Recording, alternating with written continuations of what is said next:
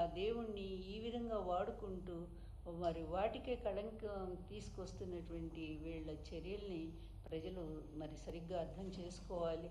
అదేవిధంగా జరిగేటువంటి ఉత్సవం మొన్న 3 రోజుల క్రితం గోడ కడతారట. ఆ కట్టేదేదో మరి గట్టిగానే కట్టాలి కదండి.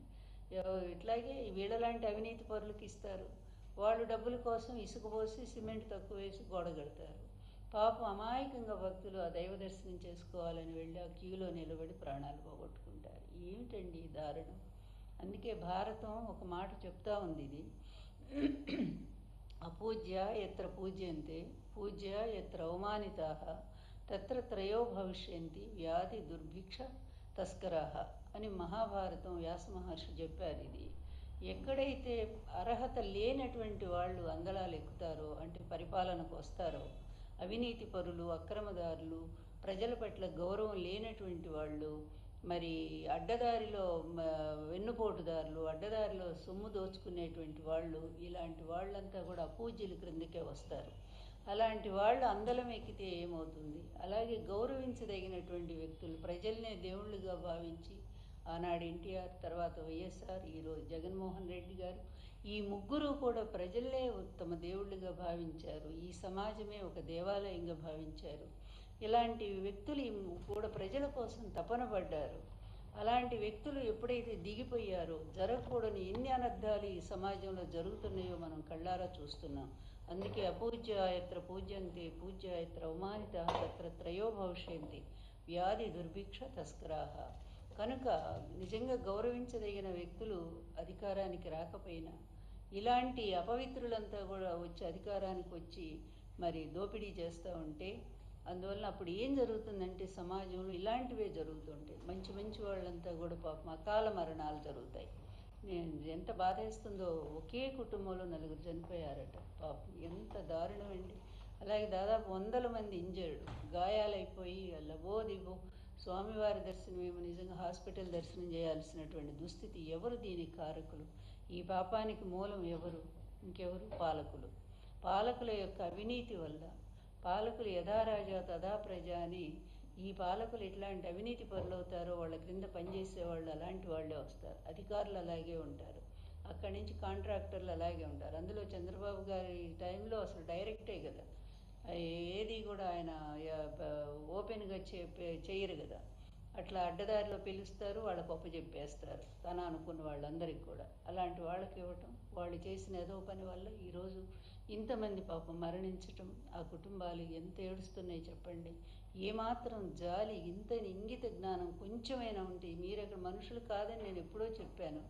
మరొకసారి ఈ ప్రజల కోసం చెప్తున్నా, కనీసం ఆ బాధిత కుటుంబాలు, తర్వాత చనిపోయినటువంటి కుటుంబాలకి భారీగా ఎక్స్‌గ్రేషియా కనీసం ₹1,00,00,000 ఇవ్వండి.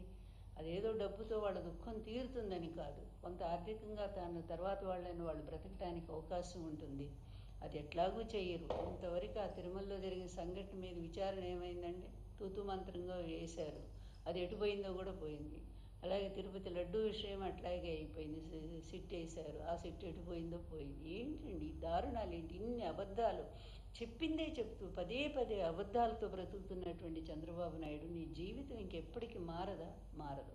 మారదు. నీ కొడుకును కూడా నీ దారిలో అట్లా విధంగా అబద్ధాలతో వాడిని కూడా తీసుకుపోతా ఉన్నావు నువ్వు. ఏమి చెప్పాలనుకుంటున్నారు ఈ సమాజానికి? మీరు మీ కుటుంబం వల్ల, మీ నారా కుటుంబం వల్ల ఈ సమాజానికి ఒరిగిందేంటో ఒక్కడ చెప్పండి. ప్రయోజనం ఏముందో చెప్పండి. పోనీ హిందూ ధర్మానికి మీ వల్ల జరిగిన మేలేంటో చెప్పండి. ఏమైనా ఎప్పుడైనా ఒక దేవాలయం కట్టించారా? లేకపోతే మీ సొమ్ము తీసుకొచ్చి ఏమైనా పేదలను ఆదుకున్నారా? ఏమీ లేదే.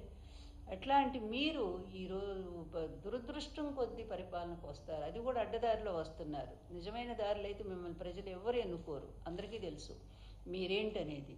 అందుకని ఈ నేచర్ తిరగబడుతూ ఉంది. ఎందుకంటే ఎప్పుడైనా అంతే, ప్రజలు ఏమి చేయలేనప్పుడు ప్రకృతి తన ప్రకోపం చూపిస్తుంది, తిరగబడి తన కోపాన్ని చూపిస్తుంది. ఇట్లాంటి దుష్టుల్ని, దుర్మార్గుల్ని ఉంచొద్దు, తొందరగా వీళ్ళని అధికారం నుంచి తొలగించండి అని చెప్పి నేచరు మనకి ఇండికేషన్, సంకేతాలు ఇస్తూ ఉంటుంది.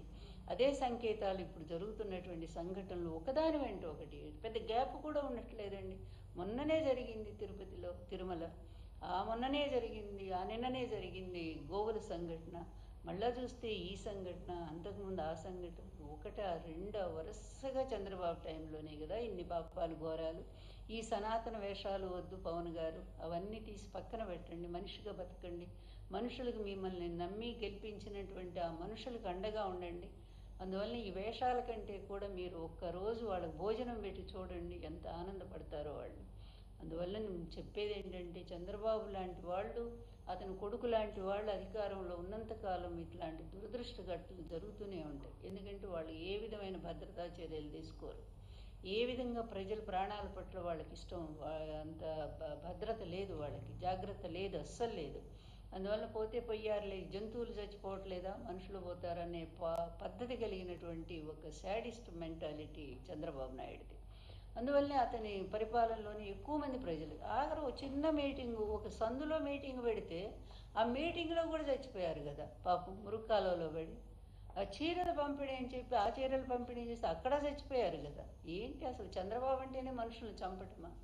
అప్పుడెప్పుడు భారతంలో ఆయన దుర్యోధనుడు పుట్టినప్పుడు ఇట్లాగే ఉల్కాపాతాలు భయంకరంగా, ఏది నక్కలు గొయ్యటము, తర్వాత ఏది పిడుగులు పట్టడము, జనం ఎక్కడికక్కడ చచ్చిపోవటం జరిగిందట. అదిగో మళ్ళా ఇట్లాంటి వాడు చంద్రబాబు లాంటి వాడు వచ్చాడు కనుక అధికారానికి, మళ్ళీ అలాంటి ఎన్నో అపశకునాలు మనకి కనిపిస్తూనే ఉన్నాయి, జరుగుతూనే ఉన్నాయి.